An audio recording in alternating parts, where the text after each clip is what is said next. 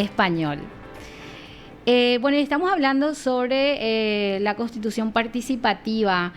Hablamos de algunos países de la región, ¿verdad? De América Latina, pero ¿cómo va por Europa? ¿Hay casos concretos de constitución participativa?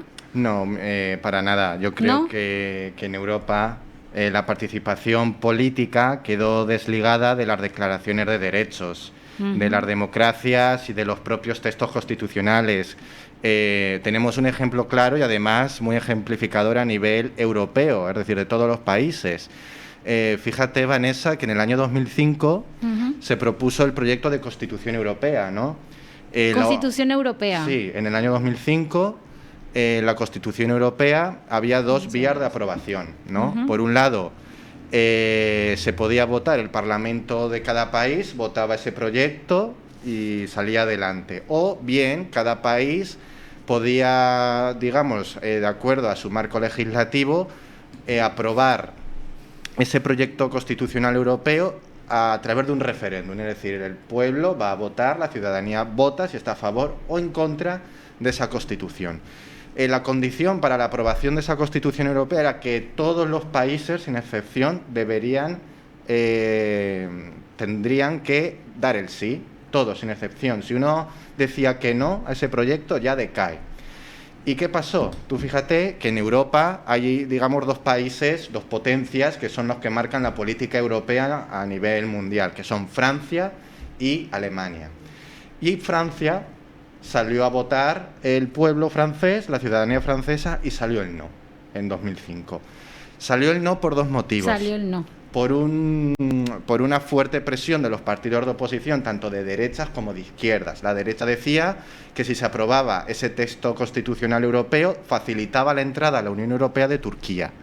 La entrada de Turquía a Europa suponía que en el Parlamento Europeo, por representación según la población de cada país, habría 80 diputados turcos dentro del Parlamento Europeo, superando, por ejemplo, a España, superando a Italia, superando a otros países también muy importantes.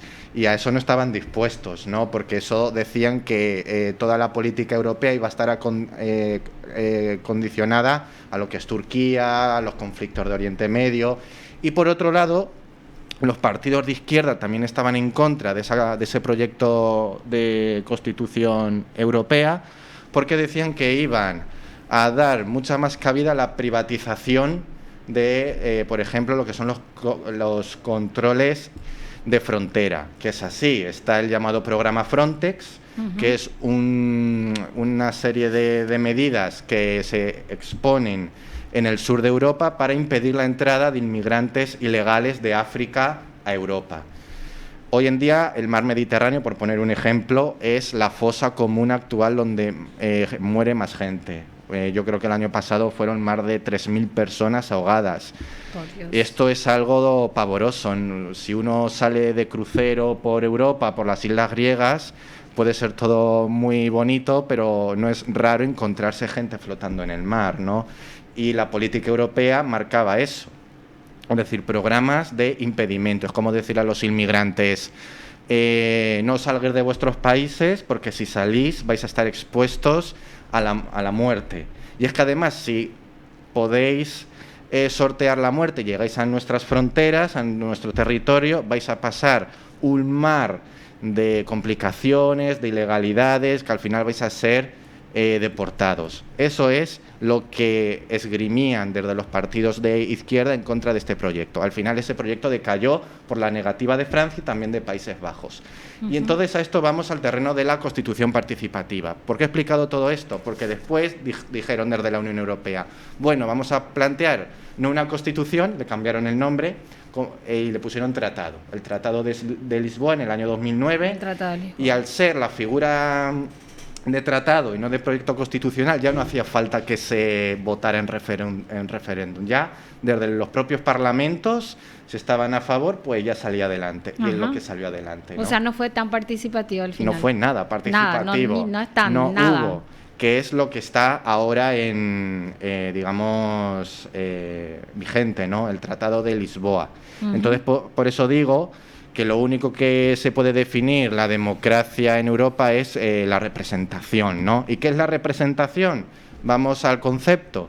Pues la representación es sustituir a alguien.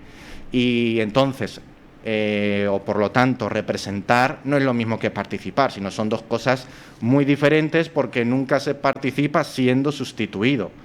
Entonces, esa Constitución Europea o lo que fue el Tratado de Lisboa a partir del año 2009, fíjate, si hay poca participación en Europa, que ahí se establecía que en épocas de crisis todas las políticas económicas de los estados iban a ser supervisadas por la Troika. La Troika es un ente de 3 organismos, la propia Comisión Europea, que es como el gobierno de Europa, ¿no?, el Banco Central Europeo y el Fondo Monetario Internacional.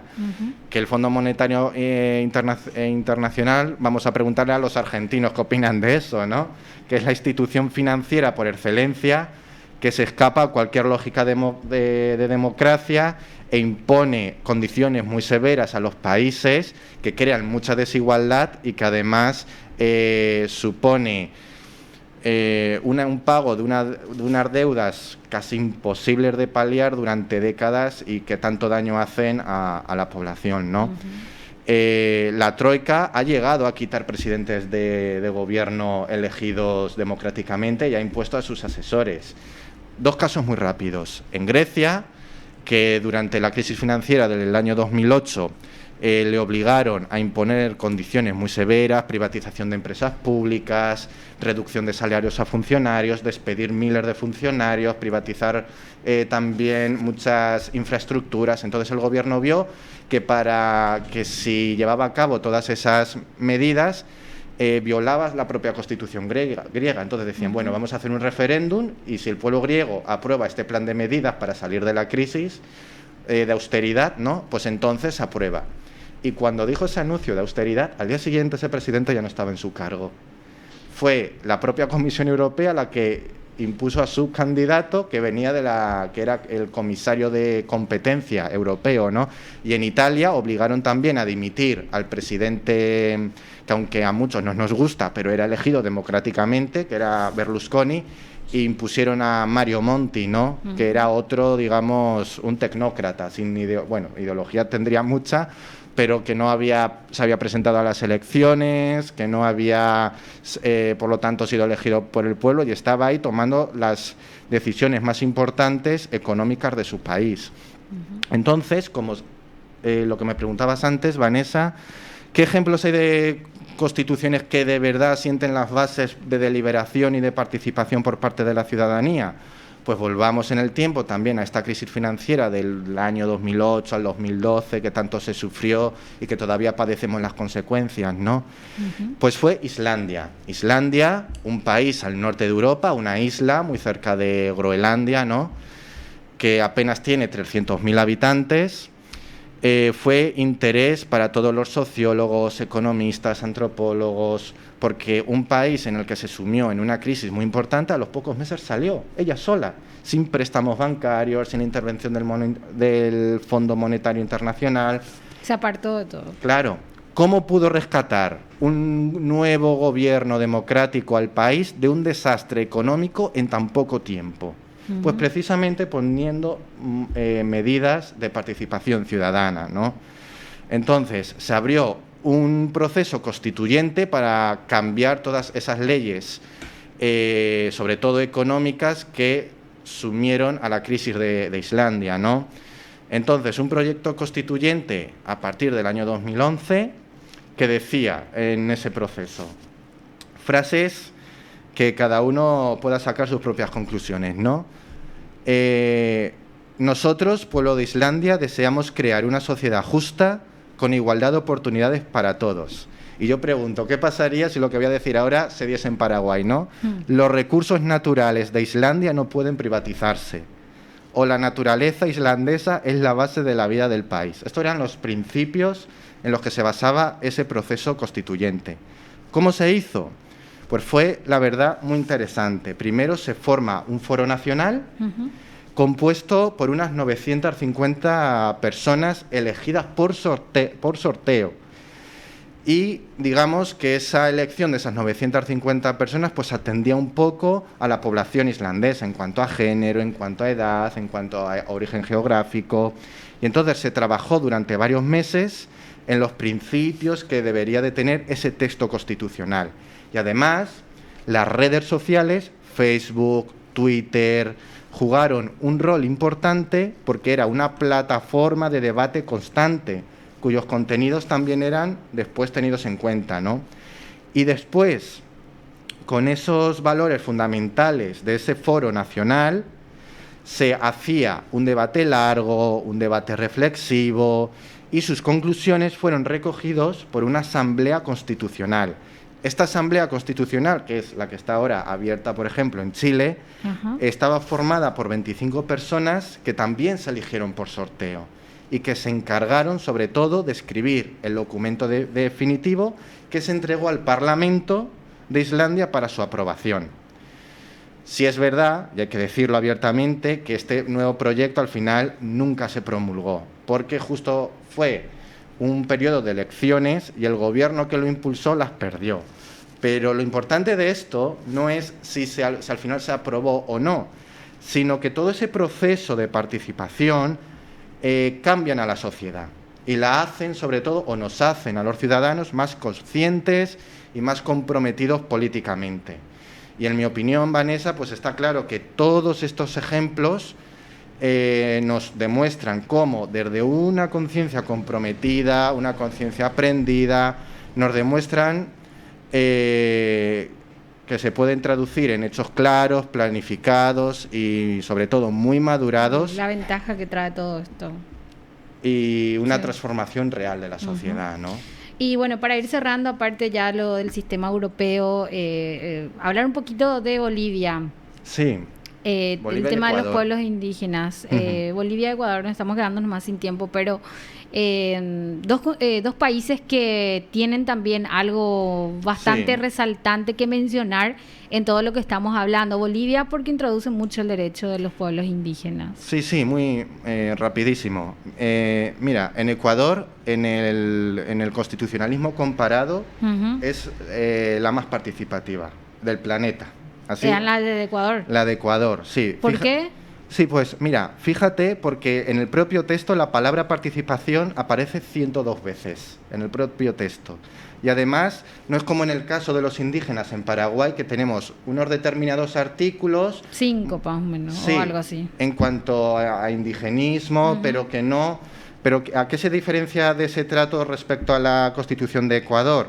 Pues, por ejemplo, que se establecen, mezclan los derechos civiles con los derechos sociales, con los derechos políticos en todos los artículos, durante todo el texto. Y en el caso de los derechos colectivos indígenas, tiene presencia a lo largo de todo el texto. La ciudadanía, y en especial los pueblos indígenas, tienen derecho a la participación, a la deliberación, a la toma de decisiones en muchísimos ámbitos, no solamente en esos artículos cerrados, compartimentados, que más bien es como por cumplir un trámite, ¿no? Y luego también, incidiendo también en el hecho indígena, ya hemos dicho, y quiero resaltar esto, que la Constitución de Ecuador es el texto más participativo, y en el caso... Sí, de Ecuador, y por ejemplo en el caso de Bolivia, digamos que es, si la de Ecuador es la más participativa, la de Bolivia es la más indigenista. ¿Por qué? Porque su Estado, el Estado boliviano, queda terminológicamente constituido en plurinacional. Y ahí sería bueno, para terminar, abundar en una reflexión respecto a lo que una constitución se maneja con modelos y principios, ¿no? La autonomía indígena en Bolivia, por ejemplo, está basada en el ánimo constitucional, pues y no solo indígena, sino también en los movimientos campesinos, pues por conservar, por primar el espíritu colectivo, el apoyo mutuo, y eso es lo que protege la Constitución boliviana, ¿no?